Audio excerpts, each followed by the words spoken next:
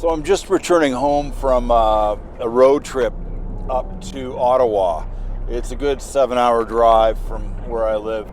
My brother and I went up there just to see if the images and videos that we get online for the trucker movement 2022 match what you get on in reality.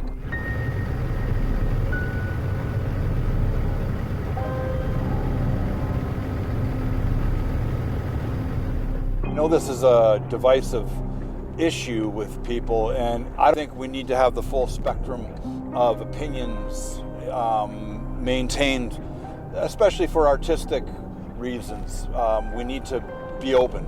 Everybody that picks up a hitchhiker was there.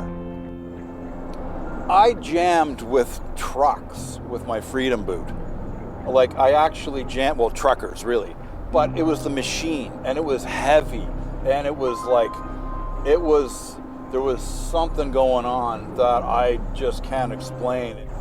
I truly haven't felt the freedom to express in a long time since this pandemic started, really, because of obvious reasons. But even before that, I haven't felt like that in decades, and I feel very, very confused as of why. And this was like Burning Man.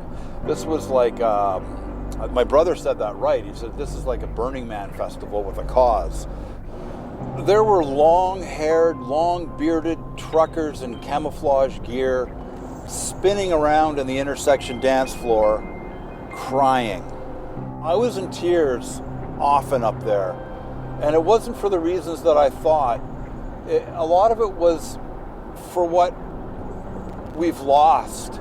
And regardless of the political issue, we have to start thinking about humanity without having to go through a whole filter system before we express anything is really quite dangerous.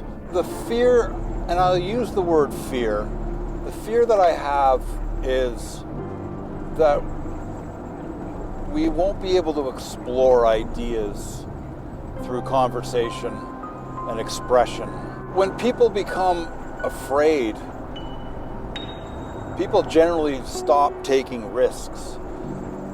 Culturally speaking, we almost get pacified by entertainment or whatever it is that we need to fill in that space. I just hope, and I really do, and I use the word hope, that people will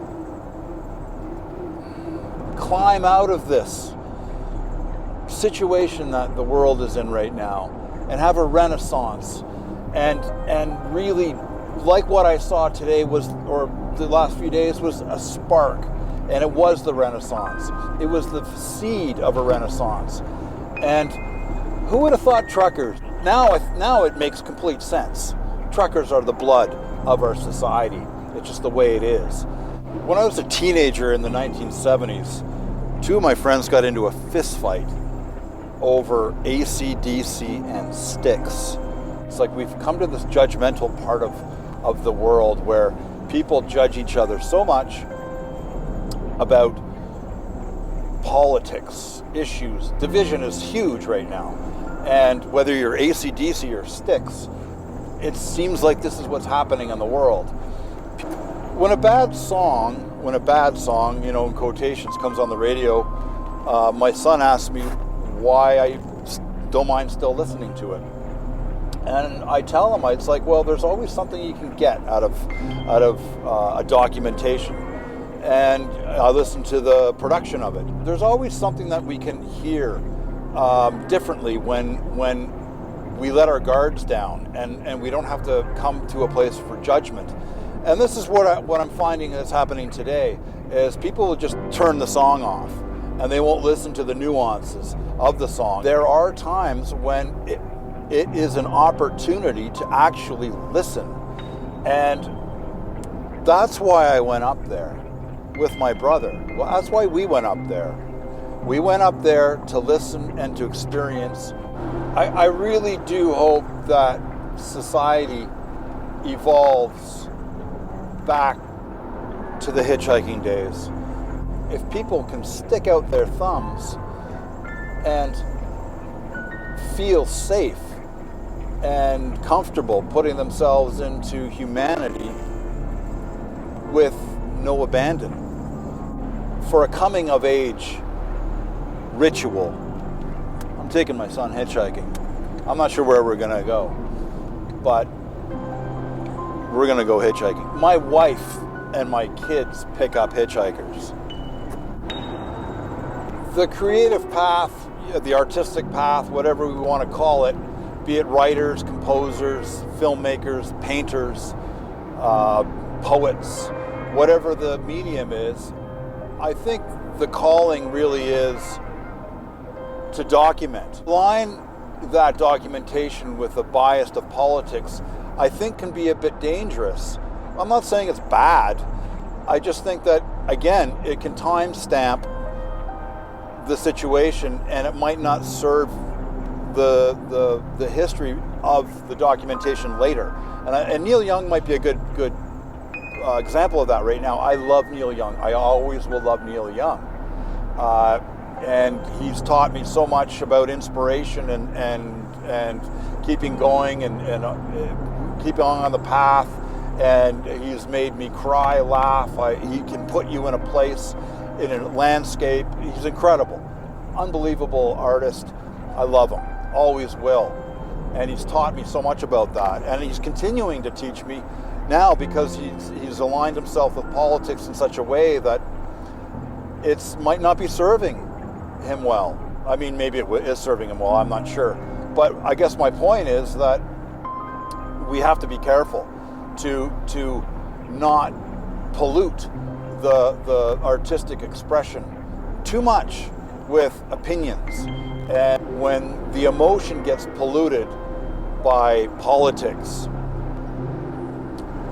I don't know. Is it as powerful? Maybe.